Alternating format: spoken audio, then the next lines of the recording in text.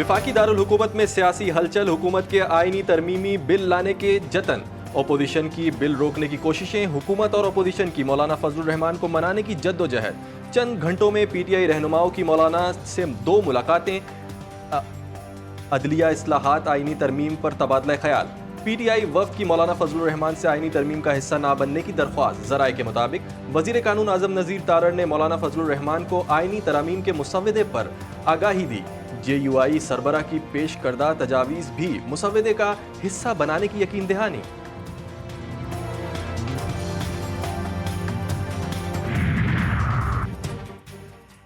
Number game पूरा होने का दावा, आईनी तरमीमी बिल की राह में रुकावटें हायल, हुकूमत मौलाना का एतमाद हासिल करने में नाकाम। वज़ीर आज़म शहबाज शरीफ का इत्तेहादी कायदीन और अरकान के एजाज़ में शाहिया, पीपल्स पार्टी समेत कई इत्तेहादी जमातें शाहिए से आउट, JUI वाले भी नहीं आए।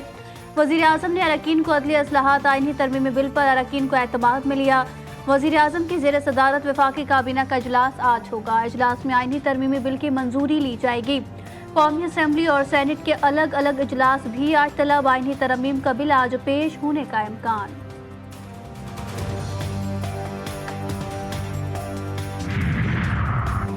नंबर्स पूरे होंगे तो बिल पास करेंगे। जो बिल पेश हो रहा है कोई मखसूस बिल नहीं, सामने आएगा तो मुखालफत या हिमायत का फैसला करेंगे। चेयरमैन सेनेट यूसुफ रज़ा गिलानी कहते हैं, कानून बनाना पार्लियामेंट का काम है, मौजूदा हालात का हल इंतखाबात नहीं। कोई एक पार्टी मुल्क नहीं चला सकती, तमाम जमातों को मिलकर काम करना होगा।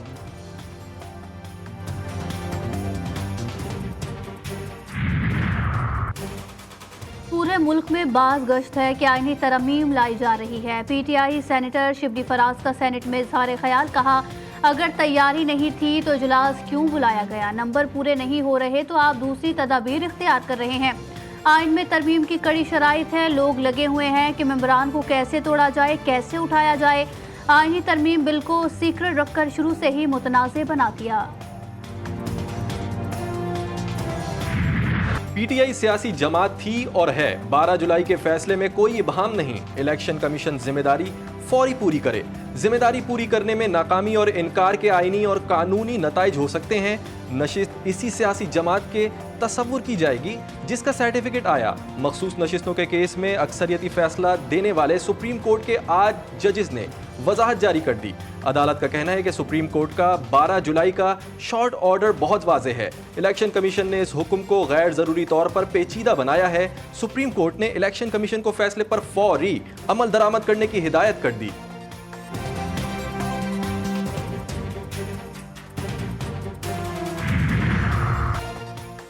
इलेक्शन कमीशन बैरिस्टर गौहर को चेयरमैन PTI और उमर अयूब को सेक्रेटरी जनरल तस्लीम कर चुका। मुख्तसर हुक्म के पैराग्राफ 8 में वाज़ेह तौर पर ऐलान किया गया कि हासिल करदा नशिस्त फ़ौरन इस सियासी जमात की हासिल करदा नशिस्त तस्वुर की जाएगी। सुप्रीम कोर्ट के फैसले में कहा गया कि कोई बात का अमल इस वक्त के मुतल्लिका तारीखों पर होने वाले मुआहदे तब्दील नहीं कर सकता। तयशुदा हैसियत के मुताबिक ये कामयाब उम्मीदवार PTI के उम्मीदवार थे और वाज़ेह मामला पेचीदा बनाने, अभाम पैदा करने की कोशिश मुस्तरद की जाती है। कमीशन के जरिए जारी फहरिस्त महज इंतजामी अमल है। मकसद तमाम मुतल्लिका अफराद को मालूमात और सहूलत फराहम करना है।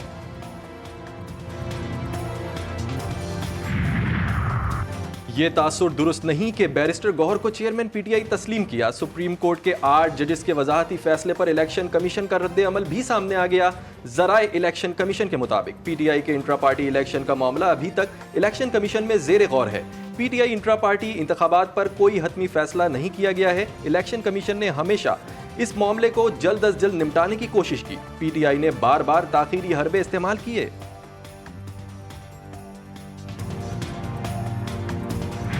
हमने सुप्रीम कोर्ट में इलेक्शन कमीशन के वो नोटिस भी फाइल किए थे साथ, जिसमें सुप्रीम कोर्ट ने हमें एड्रेस किया था चेयरमैन PTI, और हमने सुप्रीम कोर्ट के सामने जो लेटर गया था इलेक्शन कमीशन से, उसमें इलेक्शन कमीशन ने सुप्रीम कोर्ट के ये बिल्कुल नहीं कहा था कि इनके इलेक्शन हो चुके हैं।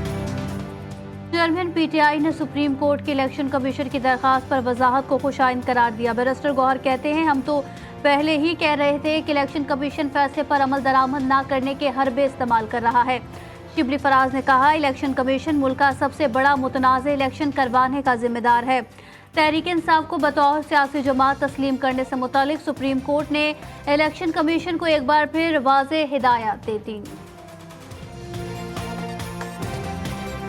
वजाहत क्या, वो वक्त ज़ाया करने के लिए उन्होंने जो एक एप्लीकेशन दी हुई थी उस पर फैसला आ गया है और उसमें बड़ा क्लियरली कहा गया है कि इलेक्शन कमीशन ताख़ीरी हरबे इस्तेमाल कर रहा है और ये चीज़ बड़ी वाज़ेह है कि पाकिस्तान तहरीक इंसाफ एक रजिस्टर्ड पार्टी है, उसका वजूद है।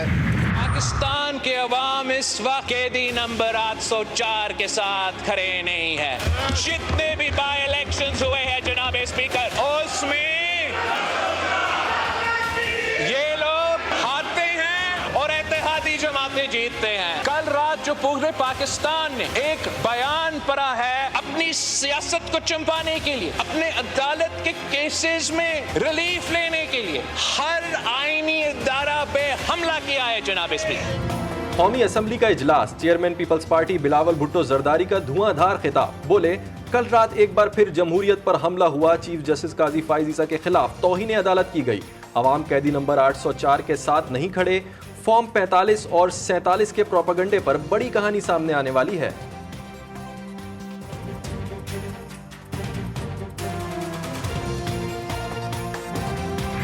जनाब स्पीकर, यहाँ पे जिस वक्त बिलावल भुट्टो साहब बात कर रहे थे तो पश्तो की एक कहावत है जिसको हम लोग कहते हैं उब्बा खड़ावल।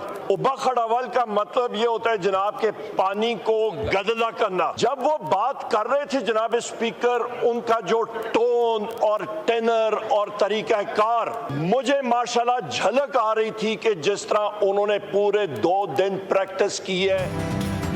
बिलावल भुट्टो की तकरीर से लग रहा था उन्होंने 2 दिन प्रैक्टिस की है। अपोजिशन लीडर उमर अयूब का रद्द अमल, कहा जो रात के अंधेरे में आप आईनी तरमीम लाना चाहते हैं, आपके पास नंबर्स पूरे नहीं हुए, आपके पास कैपेसिटी ही नहीं है आईनी तरमीम लाने की। मजीद कहा बानी पीटीआई का वज़ीर आज़म बनना नागुज़ीर है, मुल्क में इलेक्शन होने चाहिए साफ व शफाफ जिससे मजबूत हुकूमत आएगी।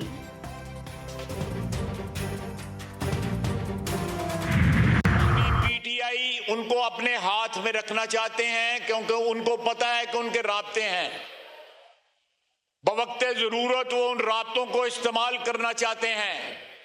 लेकिन साथ इस जो मैसेज उन्होंने ट्वीट के जरिए दिया है, ट्विटर पे दिया है,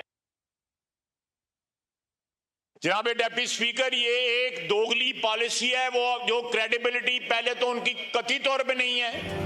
वजीर दिफा ख्वाजा मोहम्मद आसिफ की भी पीटीआई पर गोलाबारी, कौमी असम्बली में खिताब में बोले बानी पीटीआई के पी में नफरतों की आग भड़का रहे हैं, कोई सूबा दूसरे पर लश्कर कुशी की बात नहीं करता, डर है खुदा न खास्ता के पी में अलहदगी की तहरीक ना चला दें। मजीद कहा जलसे में जो गुफ्तगू की गई वो अलहदगी पसंदों की जबान है। बानी पीटीआई अली अमीन गंडापुर को अपने हाथ में रखना चाहते हैं, बानी पीटीआई अली अमीन के जरिए अपने राबते बरकरार रखना चाहते हैं।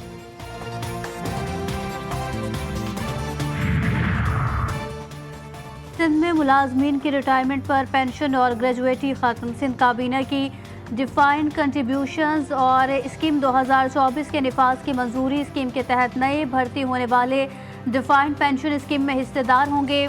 मुलाजमीन अपनी तनख्वाह का 10 और हुकूमत 12% हिस्सा मिलाएगी, रकम मुलाजमीन के अकाउंट में शामिल की जाएगी।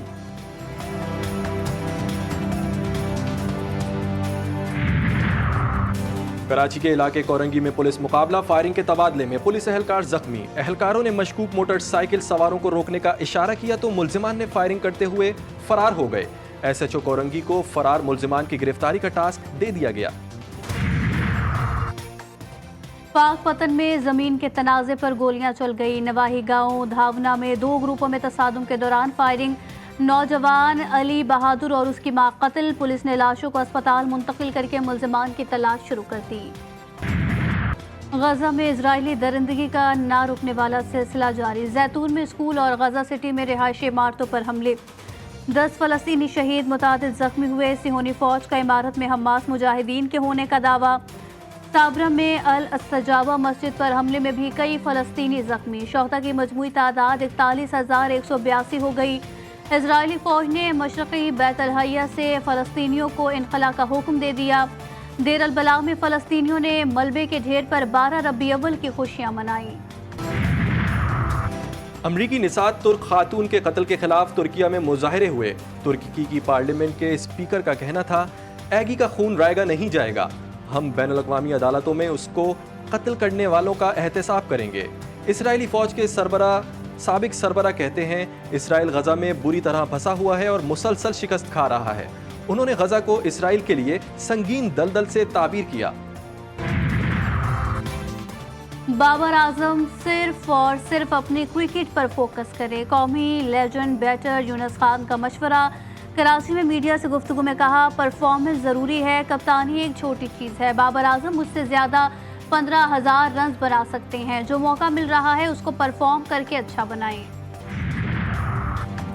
एशियन हॉकी चैंपियंस ट्रॉफी का बड़ा टाकरा भारत के नाम। पाकिस्तान को 1 के मुकाबले में 2 गोल से शिकस्त। भारत के दोनों गोल हरमनप्रीत सिंह ने किए। पाकिस्तान की जानिब से नदीम अहमद ने वाहिद गोल स्कोर किया। पॉइंट्स टेबल पर भारत 12 पॉइंट्स के साथ पहले और पाकिस्तान 8 पॉइंट के साथ दूसरे नंबर पर। हजूर नबी करीम सल्लल्लाहु अलैहि वसल्लम की विलादत बासादत का जश्न मनाने की तैयारियां उरूज पर। गली गली, करिया करिया, मोहल्ला मोहल्ला, बरकी कुमकुमों की रोशनियां, शाहराहों पर सब झंडों और झंडियों की बहारें, लाइटों, झंडों, झंडियों की खरीदारी में तेज़ी।